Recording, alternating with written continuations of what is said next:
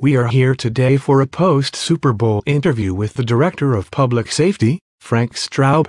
I'll be asking him some very pointed questions about how this event went and how he directed operations as the event incident commander.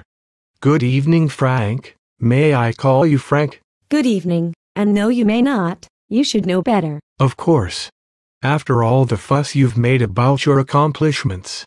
Herr Caesar Dr. Straub. Is that better? Herr Dr. Straub will be just fine. Very well then.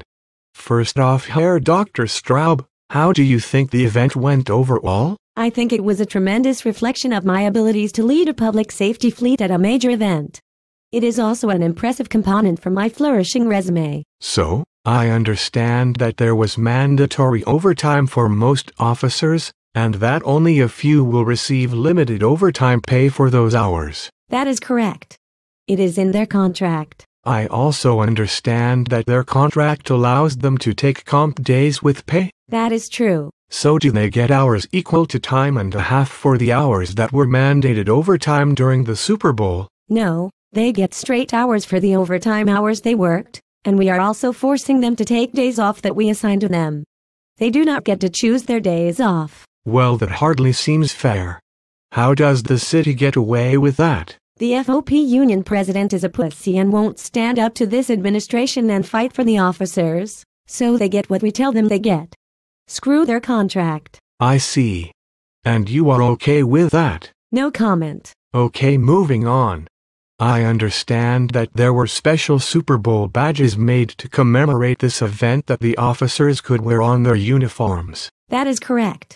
They were allowed to wear them up through the day of the Super Bowl. I heard talk that each officer was made to buy a new hat badge for this event. Many officers complained about having to make time to go downtown and pick up their badge instead of having them distributed to each officer at roll call sites. They all get a clothing allowance each year. Yes, but what about all the extra running around they had to do?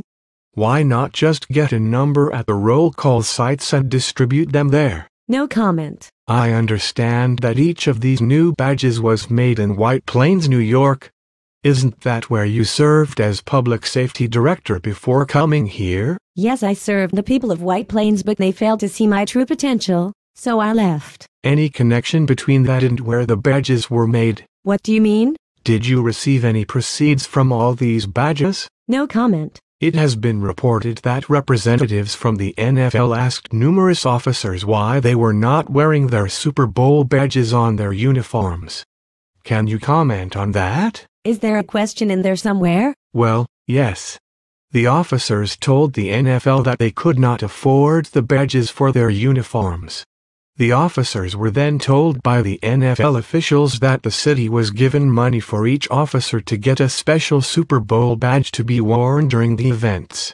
Why were they required to pay for these badges out of their own pockets if the NFL provided money for them? No comment. What happened to that money if it was not spent on badges for the officers? No comment. All right, moving on. It was noted by many people that there were no officers of rank downtown during the week preceding the Super Bowl. Outside frontline officers and nobody above the rank of sergeant.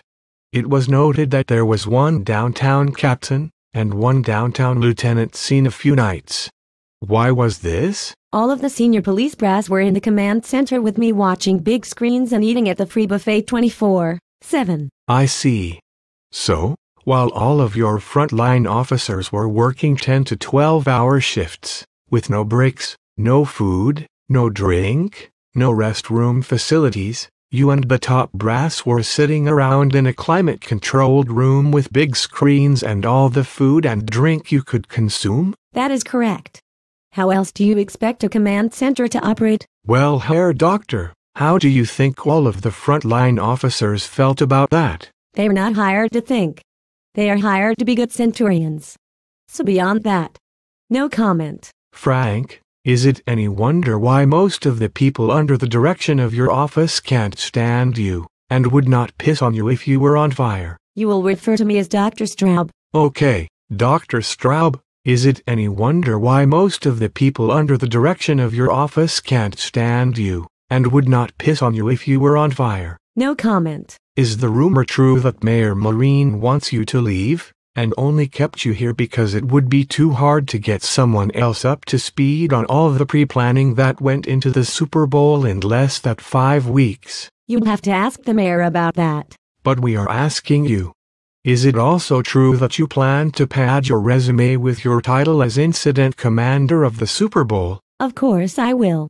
It was a great opportunity to showcase all my talents. Don't you mean the talents and dedication of all the frontline officers? No comment. Okay, can you tell us about your need to hire 5 deputy directors for the public safety office when there have never been any in the past? I need good people to do my bidding. Where does the money for their salaries come from when the city is so strapped for money to start with? How can the city afford 5 deputy directors and the expensive remodel of your office when they can't afford to give the officers risking their lives each day a decent pay raise for the last 4 years? No comment. All right.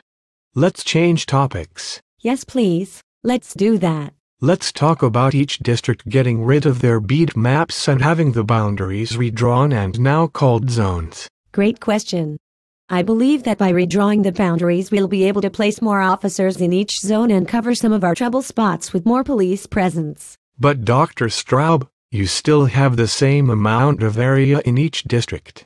You also have the same shortage of officers in each district. How does redrawing the boundaries of each beat and calling them something different like zones afford you more coverage? Well, it just does. It's Straub math. It sounds like horse hockey to me. Putting the same number of officers in the same square miles of district and simply redrawing the lines of the former beats and calling them zones doesn't increase anything in reality. It just looks good on paper.